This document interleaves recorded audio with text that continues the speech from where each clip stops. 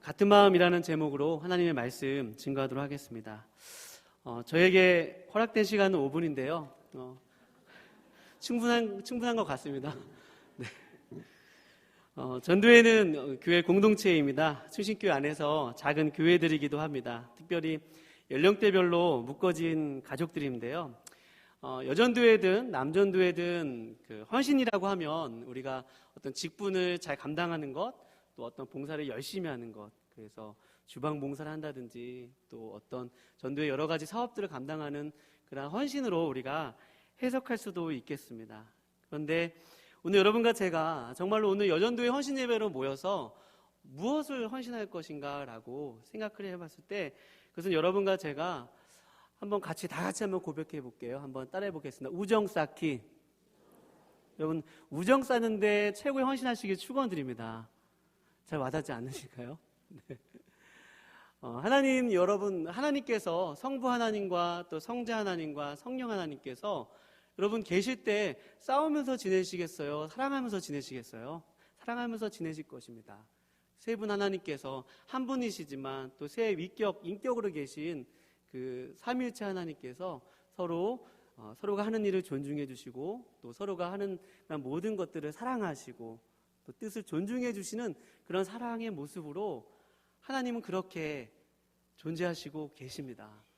하나님께서 여러분과 저를 만드실 때 왜 만드셨겠습니까? 봉사하려고, 일시키려고, 전도하게 하려고, 다 맞는 말이지만, 그러나 여러분과 저를 만드신 목적은 바로 하나님께서 성부 하나님, 또 성자 하나님, 성령님께서 사랑의 관계와 사랑의 교제로 연합되어 있는 것처럼 여러분과 제가 그렇게 그 하나님의 우정에 참여하기 위해서 부르셨으면 여러분 믿으시기 바랍니다. 그 목적 외에는 그 어떤 목적도 없을 것입니다. 여러분, 우리가 천국 가면 어떻게 여러분 영원을 보내시겠습니까? 어떻게 하얀 가운 옷 입고 하나님을 찬양할 수도 있겠죠. 그러나 하나님과 여러분과 제가 성경에 쓰여있지 않아서 상상만 할 수 있겠으나, 그러나 하나님과 여러분과 제가 식사하는 수도 있겠습니다. 교제를 나누고 이야기를 나누고 돈독한 우리의 마음들을 나누고 생각들을 나누고 그리고 고민들을 털어놓는 시간이 아마 영원히 있을 것입니다. 그렇다면 여러분과 제가 하나님께서 우리를 그러한 모습으로 부르셨다면 하나님께서 그 사람들로 모인 이 교회 공동체 가운데서 전도회든 구역이든 모든 이 작은 교회들이 하나님이 그렇게 그분들 안에서 교제를 이루시는 것처럼 우리 안에 그런 우정을 맺고 또 좋은 관계를 맺으시는 것이 여러분과 저의 부르심이고 사명임을 여러분 믿으시기 바랍니다. 오늘 본문이 그것을 이야기하고 있습니다. 오늘 본 말씀에 보면 2절 말씀에 4장 2절 말씀에 보면 내가 유오디아를 권하고 순두개를 권하노니 주 안에서 같은 마음을 품으라 라고 얘기하고 있습니다. 이 같은 마음을 품으라는 말은 이 빌립보서에서 굉장히 많이 강조하고 있는 말입니다. 한 마음이 되어라. 같은 마음을 품으라. 다툼이나 허영으로 또 원망과 시위로 너희가 서로를 대할 것이 아니라 한 마음이 되라. 같은 마음이 되라. 결국에는 좋은 우정을 쌓아라라는 그런 말씀으로 집약될 수 있겠습니다.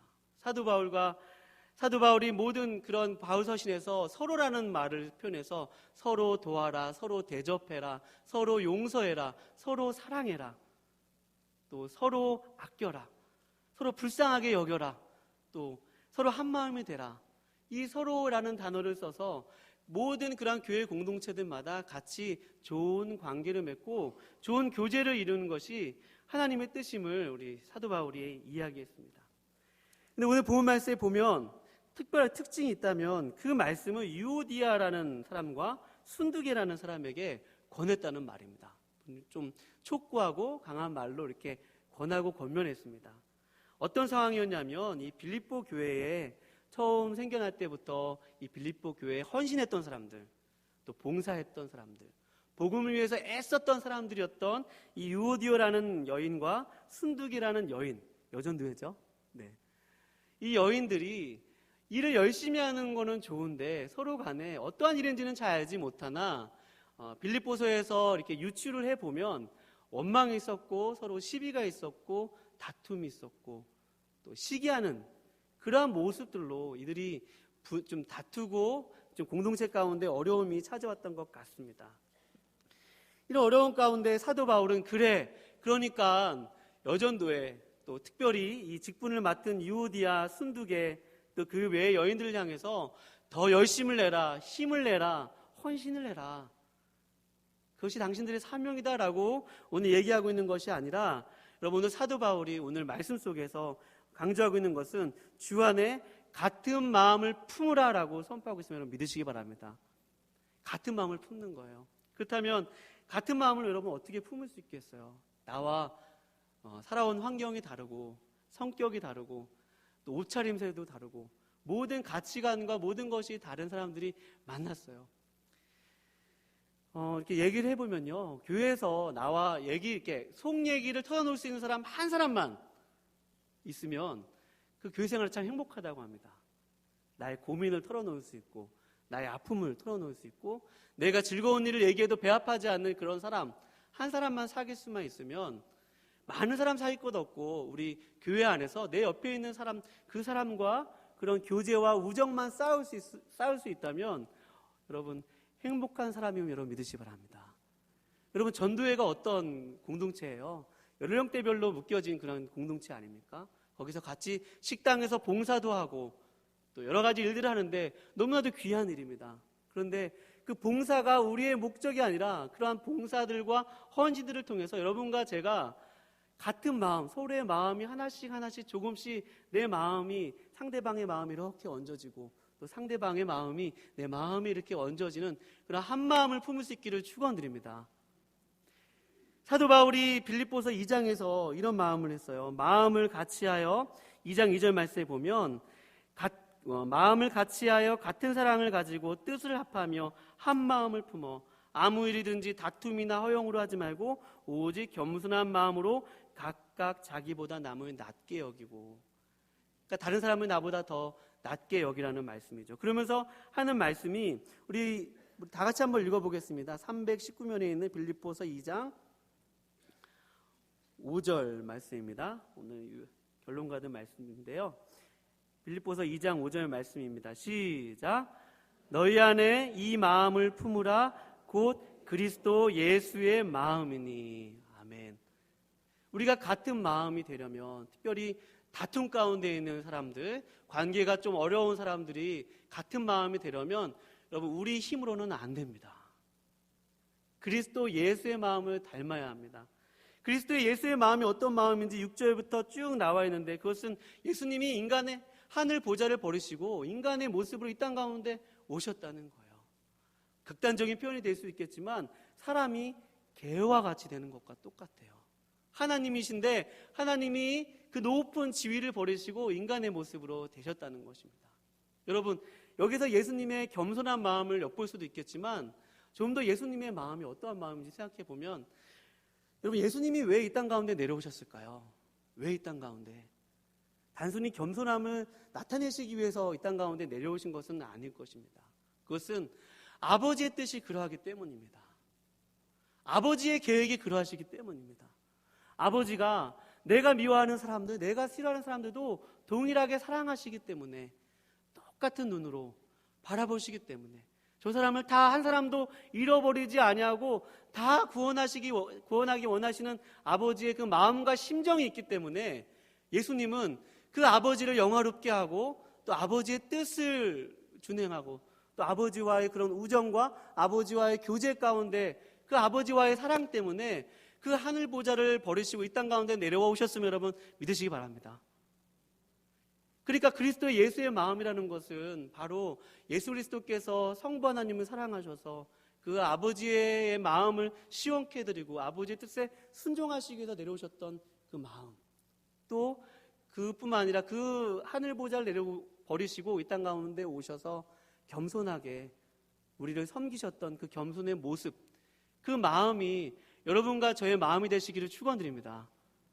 이미 여러분과 저는 예수님의 피로 말미암아 예수님이 우리 안에 들어와 계십니다.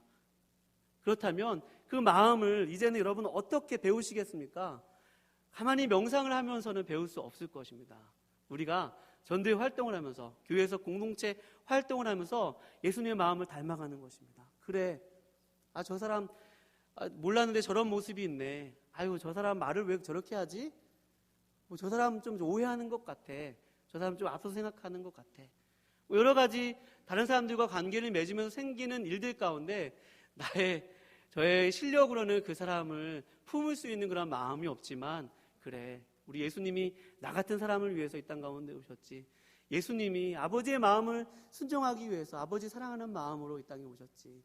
그 마음을 배우고자 여러분 힘쓰시고 애쓰시기를 축원드립니다. 그러니까 그리스도의 예수의 마음을 담는 것은 여러분 노력으로 되는 것입니다. 순종으로 되는 것입니다. 애쓰고 준행하고 그런 우리의 삶의 애씀과 노력을 통해서 여러분과 제가 조금씩 주님의 모습으로 닮아가고 주의 마음으로 닮아감으로 말미암아 조금씩 우리 주변에 영적인 친구들이 조금씩 생겨날 수 있으면 여러분 믿으시기 바랍니다. 말씀을 마무리하면서 저 자신도 그렇고 보면 사람들이 관계를 맺는데 참 서툴러 있는 것을 봅니다. 낯선 사람, 처음 보는 사람들과 만나서 무슨 얘기를 해야 되지? 밥을 먹으면서 또 대하면서 어떤 말부터 이렇게 관계를 맺어가야 되지? 또 그런 것에 참 우리가 한국 사람이 특히 그런 정서가 많잖아요. 우리 다 지역마다 색깔이 다르고 또 밥 먹을 때 어떤 사람은 밥만 드시는 분이 계시더라고요. 왜 저 사람 얘기를 안 하지? 얘기했더니 나중에 알고 보니까 나는 밥을 다 먹어야지만 얘기를 하는데요. 그러니까 오해를 했던 거죠. 각자 다 그렇게 서로 관계를 맺어가는데 다 달라요. 돈독한 그러한 서투름입니다. 그러나 여러분, 그러한 관계를 맺는 기술도 때로는 우리에게 필요합니다.